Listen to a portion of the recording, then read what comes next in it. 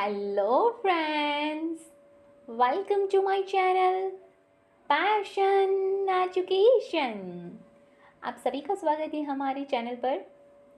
आशा करती हूँ आप सभी बहुत ही बढ़िया होंगे और मस्त होंगे, क्योंकि आप सभी ने मेरी शॉर्ट वीडियो को फॉलो किया होगा तो आप वेट कर रहे होंगे इस कंप्लीट डिटेल वाली वीडियो की। तो आज हम सभी आ गए हैं आपके लिए इस वीडियो को लेकर के। तो जैसा कि आप सभी जानते हैं, एनटीए हमारी नेशनल टेस्टिंग एजेंसी ने यूजीसी नेट जेआरएफ की दिसंबर 2024 की साइकिल के तहत अपना नोटिफिकेशन आउट कर दिया है। तो उसके लिए ये जानना ज़रूरी हो जाता है कि आखिर क्यों क्यों क्यों why to appear for this exam, आखिर एग्ज़ाम में बैठना ही क्यों है, जाननी क्यों है आपको ये जानकारी।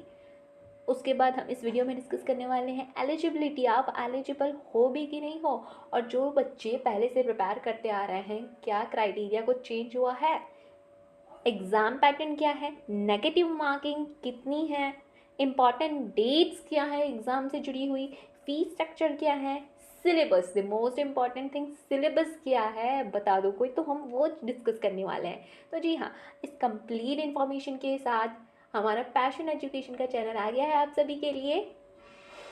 जितने भी बच्चे नए हैं चैनल को सब्सक्राइब करना ना भूलें, दोस्तों के साथ शेयर करते। अगर आपको वीडियो अंत तक देखने के बाद अच्छी लगती है तो इसे लाइक बटन ज़रूर हिट करें इसके लिए। और कोई भी डाउट रह जाता है, कोई भी डाउट रह जाता है आपके मन में, तो कमेंट करके ज़रूर से पूछ लें। चलिए बढ़ते हैं आगे की तरफ। सबसे पहले जानते हैं why to appear for this exam. तो मेरे प्यारे दोस्तों, सबसे पहले तो आप सभी ये जान लीजिए कि एनटीए के द्वारा इस एग्ज़ाम को साल में 2 बार कंडक्ट कराया जाता है। जून और दिसंबर, ना जाने कब इनका मूड खराब हो जाए और एक बार हो जाए, तब तक ये 2 बार की साइकिल चल रही है। बहती गंगा में हाथ धो लीजिए अगर आप इसके लिए पूरी तरीके से प्रिपेयर्ड हैं तो जून एंड दिसंबर साल में 2 बार हमारी ये एग्ज़ाम होती है। ये एग्ज़ाम में अपेयर क्यों होना है, तो उसका इन प्रश्नों का जवाब आपको इस लाइन से मिल जाएगा। So this is a test to determine the eligibility of Indian nationals for assistant professor as well as junior research fellowship and assistant professor in Indian universities and colleges। तो अगर आपका सपना है असिस्टेंट प्रोफेसर बनना, assistant professor आपकी dream job है, तो आपको इस एग्ज़ाम से गुजरना ही होगा और कोई दूसरा रास्ता ही नहीं है। ठीक है, तो मैं आशा करती हूँ कि आपके वो जो सवाल होंगे कि इस एग्ज़ाम के बारे में चर्चा चल क्यों रही है, क्यों हम अपियर हों, तो अगर आपका सपना है असिस्टेंट प्रोफेसर बनने का, तो आपको एनटीए के द्वारा कंडक्ट की जा रही है यूजीसी नेट जेआरएफ के एग्ज़ाम में बैठना होगा। समझ गए आप सभी। अब जेआरएफ क्या है? It is a kind of a fellowship, junior research fellowship. आप पीएचडी कर रहे हैं, उसके लिए फेलोशिप चाहते हैं, फिनेंशियल बैकअप गवर्नमेंट से चाहते हैं, तो उसके लिए ये एग्ज़ाम कंडक्ट कराई जाती है। UGC NET is being conducted by the National Testing Agency in computer based test. तो अभी ये चीज़ तो मैंने स्टार्टिंग से ही कही कि ये जो यूजीसी नेट की एग्ज़ाम है वो एनटीए के द्वारा कंडक्ट कराई जाती है। किस मोड में होगा आपका? कंप्यूटर बेस्ड टेस्ट, यानी ऑनलाइन मोड में ये एग्ज़ाम होती है। अब बात कर लेते हैं एलिजिबिलिटी की। तो इस एग्ज़ाम में अपियर होने के लिए एलिजिबिलिटी क्या है, तो देख लीजिए बच्चों।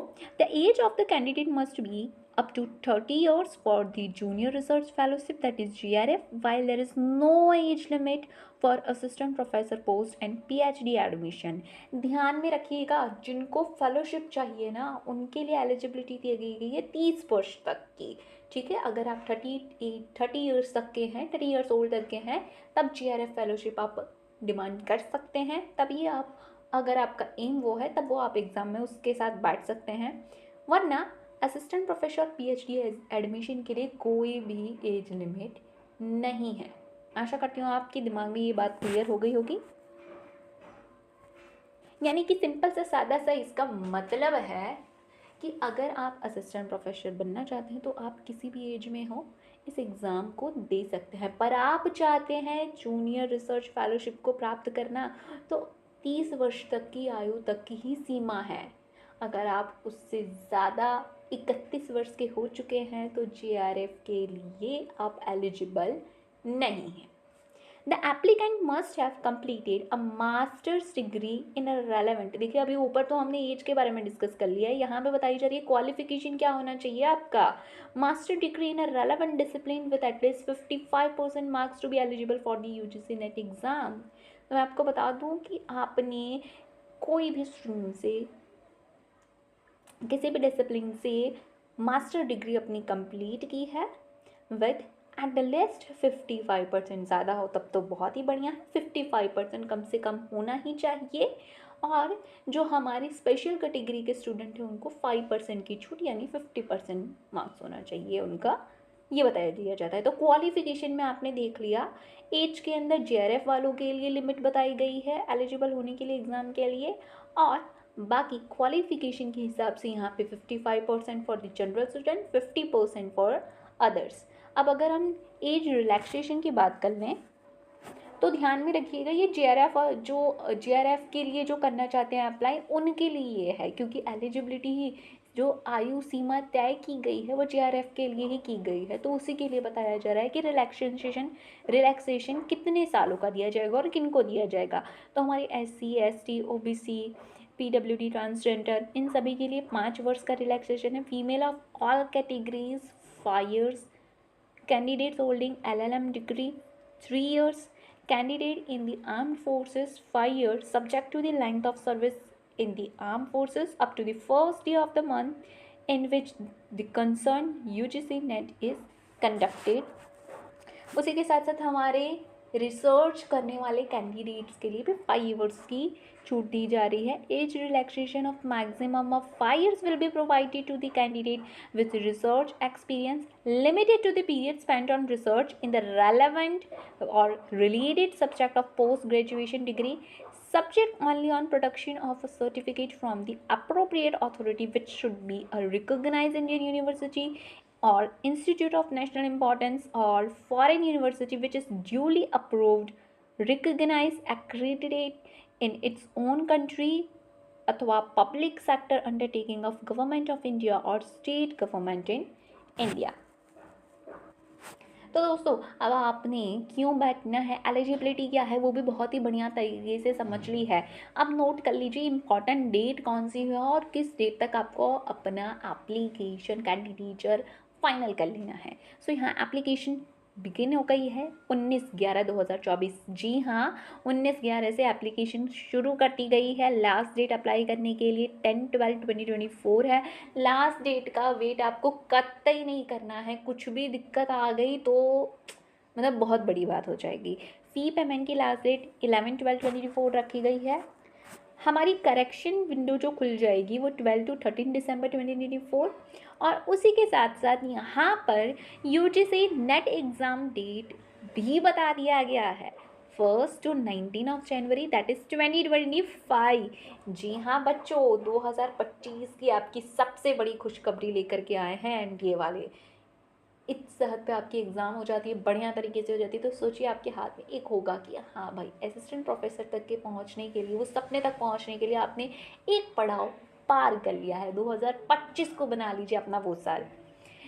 फीस की बात कर लें तो जनरल के लिए 1150 है, EWS OBC के लिए 600 है, और उसी के साथ साथ SC ST और हमारे जो स्पेशल एबल बच्चे हैं उनके लिए 325 की रखी गई है।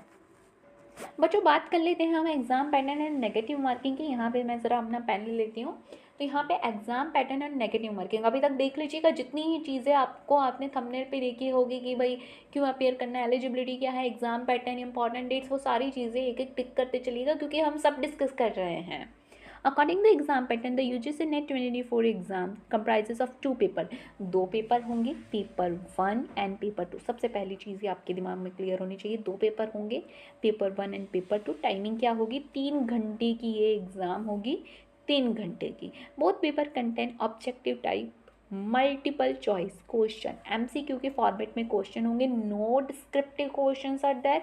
Total of 150 questions are given. कितने टोटल क्वेश्चन होंगे, 150। फिर से डिस्कस करते हैं, 2 पेपर हैं, 3 घंटे के एग्जाम में, MCQ बेस्ड हैं, 150 क्वेश्चंस होंगे पेपर 1 और पेपर 2 को मिला करके। यूजीसी नेट एग्ज़ाम, ये सबसे बड़ी चीज़ जो आपको याद रखना है, ये मैं दूसरे कलर के पेन से मार्क करूँगी।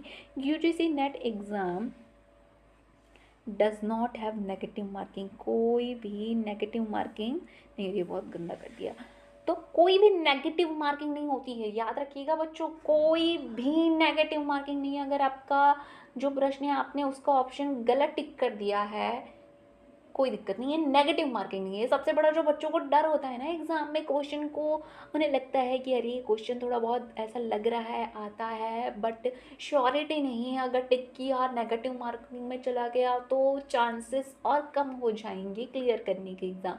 तो सबसे पहली चीज़ ये आपके लिए राहत की बात है, कोई नेगेटिव मार्किंग नहीं होती है। अपने दिमाग के अंदर अच्छे से बिठा लीजिए, अगर नेगेटिव मार्किंग नहीं है बढ़िया से प्रिपरेशन करनी है फिर तो the candidates are awarded for correct answers but no marks reduction are made for any incorrect answers।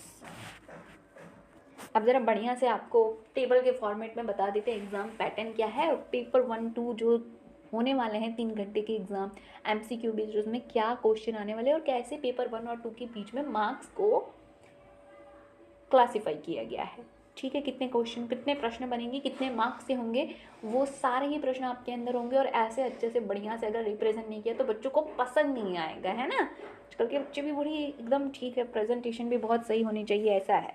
ठीक है, तो देख लीजिए UGC net paper 1 number of question total marks बता दिए गए हैं। पेपर 1 के अंदर 50 प्रश्न पूछे जाएंगे, 100 मार्क्स, यानी एक प्रश्न 2 मार्क्स का होगा। और उसी के साथ साथ पेपर 2 के अंदर 100 मार्क्स होंगे, 100 क्वेश्चन होंगे, 200 मार्क्स, यानी यहाँ पे भी प्रति क्वेश्चन आपको 2 मार्क्स मिलेंगे।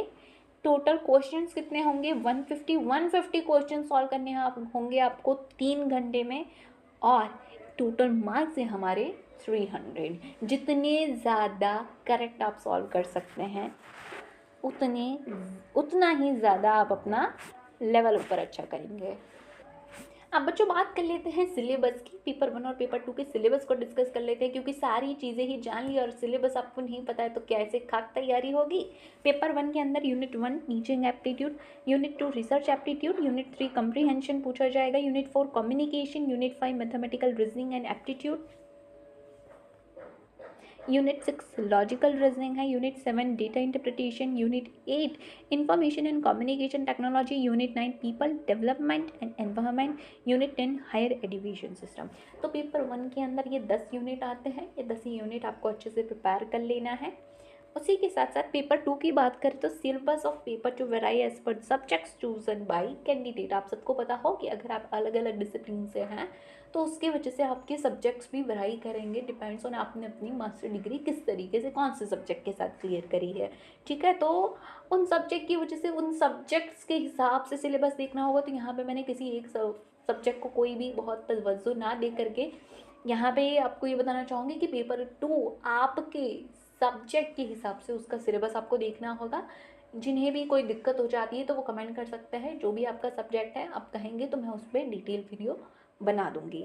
ठीक है, ठीक है बच्चों, तो इसी के साथ साथ हमारा आज का वीडियो यहाँ पे कंप्लीट होता है। आप सभी का बहुत बहुत शुक्रिया एंड ऑल द बेस्ट। बहुत ही बढ़िया से तैयारी में लग जाइए एंड 2025 को अपना सुनहरा ईयर बनाइए, अपने करियर की अपॉर्चुनिटी, इस अपॉर्चुनिटी को मिस मत करिए, एकदम दिन रात एक कर दीजिए।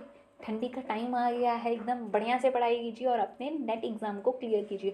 बाकी हमारे चैनल से आपको जितनी भी हेल्प चाहिए, कोई टॉपिक आपको समझ नहीं आ रहा है तो कमेंट कीजिए, हम सभी आपके लिए आपकी सेवा में आपकी सर्विस में हाजिर हैं। Right, thank you for watching.